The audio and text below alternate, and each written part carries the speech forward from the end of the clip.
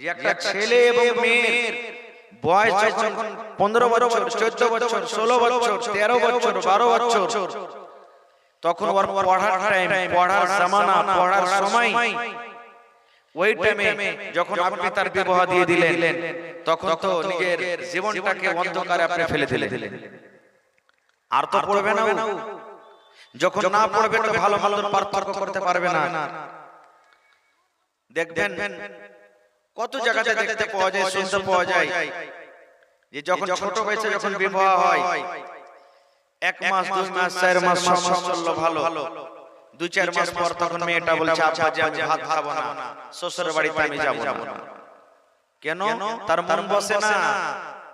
শ্বশুর বাড়িতে কাজ করতে হবে, শ্বশুর বাড়িতে গিয়ে স্বামীর সেবা করতে হবে, শ্বশুর বাড়িতে গিয়ে ভাত রান্না করতে হবে, আরো বিভিন্ন রকমের কাজ করতে হবে, যেগুলো সে কাজ করতে পারবে না।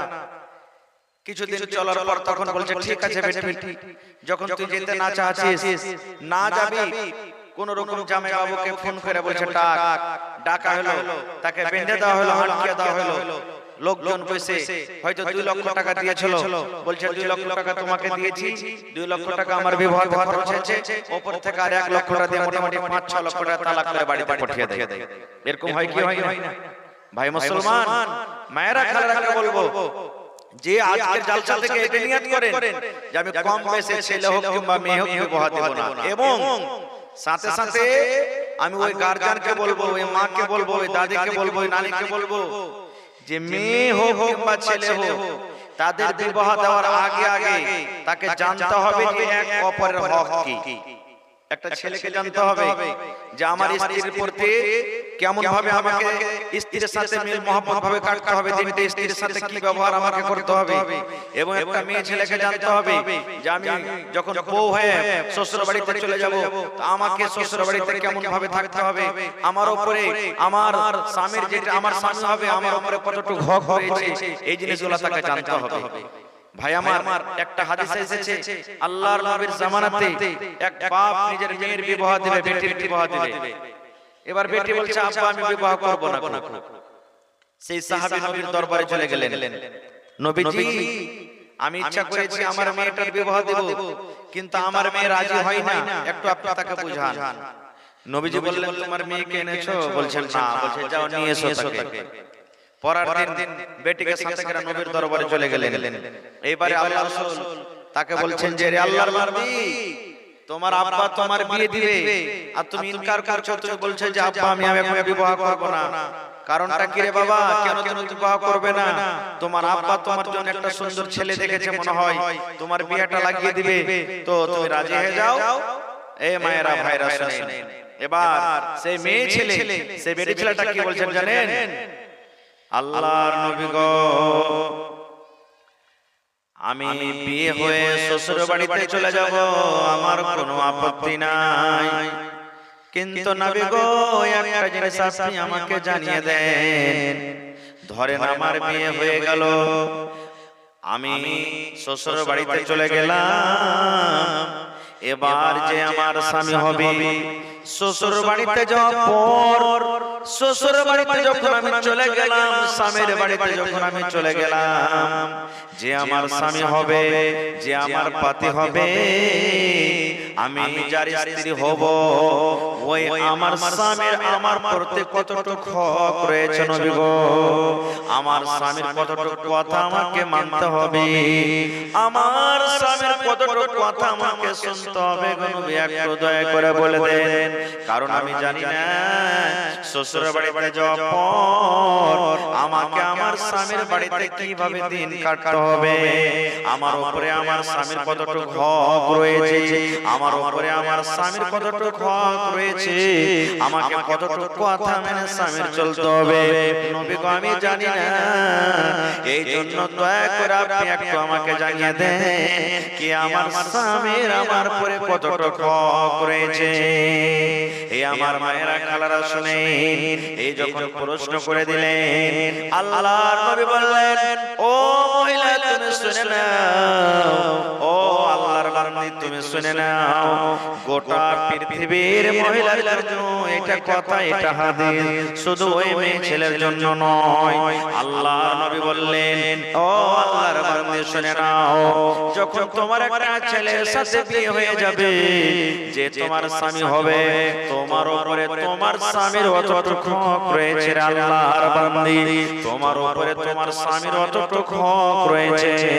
তোমার স্বামীর শরীরে যদি ফোঁট উঠে যায়, তোমার স্বামীর শরীরে যদি ঘা হয়ে যায়, তোমার স্বামীর শরীরে যদি ফোঁট হয়ে যায়, আর ফোঁটটা পেকে গেছে, খুন বইছে, রক্ত বইছে, পুঁজ চুইছে, রক্ত বইছে, এই মতো অবস্থাতে তোমার স্বামী যদি তোমাকে বলে, বিবি রে আমার গায়ের ফোঁটটা পেকে গেছে, বিবি আমার শরীরে যে ফোঁট রয়েছে, ফোঁট পেকে গেছে রে বিবি, তুমি দয়া করে এই রক্তকে সাফ করে দাও, এই পুঁজকে তুমি সাফ করে দাও। কি দিয়ে সাফ করবে রে বিবি? তোমাকে পানি দিয়ে ধুইতে হবে না, কাপড় দিয়ে তোমাকে সাফ করতে হবে না, তুলা দিয়ে তোমাকে সাফ করতে হবে না। আল্লাহ তাবারক ওয়া তাআলা বিবিরে তোমাকে মুখে জিভ দিয়েছে, আল্লাহ তোমাকে জিভ দান করেছে, তোমার মুখে জিভ আছে। বিবিরে তুমি আমার ঘাটাকে, তুমি আমার রক্তকে জিভ দিয়ে চেটে চেটে চেটে চেটে তুমি সাফ করে দাও, জিভ দিয়ে চেটে চেটে চেটে চেটে তুমি সাফ করে দাও। আল্লাহ নবী বলেছেন, মহিলা তোমার স্বামী যদি তোমাকে বলে তুমি জিহ্বা দিয়ে চেটে চেটে সাফ করে দাও, তুমি ইনকার করতে পাবে না, ইনকার করতে পাবে না, তুমি এই কথা বলতে পাবে না, স্বামী গো এই মতো আমি কাজ করতে পারবো না গো স্বামী, আমার দ্বারা এটা সম্ভব নয়। আল্লাহর নবী বলেছেন, মহিলা রে তোমার স্বামীর ওই ঘাটাকে, তোমার স্বামীর ওই রক্তকে তোমাকে জিহ্বা দিয়ে চেটে চেটে চেটে চেটে তোমাকে সাফ করতে হবে। নারে তাকবীর! এতখানি হক রয়েছে, কিন্তু এই হকটা কখন জানবেন ভাই?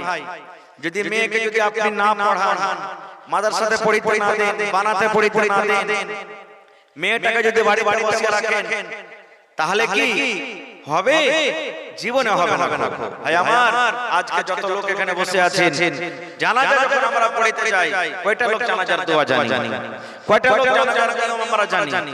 জানাজা যখন পড়িতে যাই, গ্রামে হয়ে গেল জানাজা, মাইয়াত হলো বা কোন আত্মীয় লোক হলো, জানাজা পড়তে হবে রে, চল বাস একটা শরমে ভরমে যেটা বাপ দাদার একটা রেশমের আওয়াজ আছে সেটা আমরা কাটিয়ে দিই। কিন্তু ভাই আমার, আল্লাহ এবং আল্লাহ রাসূল যেভাবে জানাজার নামাজ পড়িতে বলেছেন পড়েছেন, সেইভাবে যদি আমরা জানাজার নামাজ না পড়ি, তাহলে কিন্তু আমাদের জানাজার নামাজটা কি হবে? হবে না। বুখারী শরীফের একটা হাদিস এসেছে, আল্লাহর নবীর জামানাতে, হাদিসটা খুব লম্বা বড় হাদিস, শর্ট 1 মিনিটে বলছি। আল্লাহর নবীর জামানাতে আল্লাহর নবীর কাছে পড়ার জন্য, আল্লাহর নবীর সাথে থাকবো, থেকে কিছু শিখবো বলে সাহাবায়ে কেরাম বাড়ি লাগাতেন। কিভাবে বাড়ি লাগাতেন জানেন? কত বড় বড় সাহাবী জানেন? আপনাদের বয়সের মতন সাহাবায়ে কেরাম। হযরত ওমর রাদিয়াল্লাহু তাআলা আনহু, এটা হলো কি আল্লাহর নবীর শ্বশুর।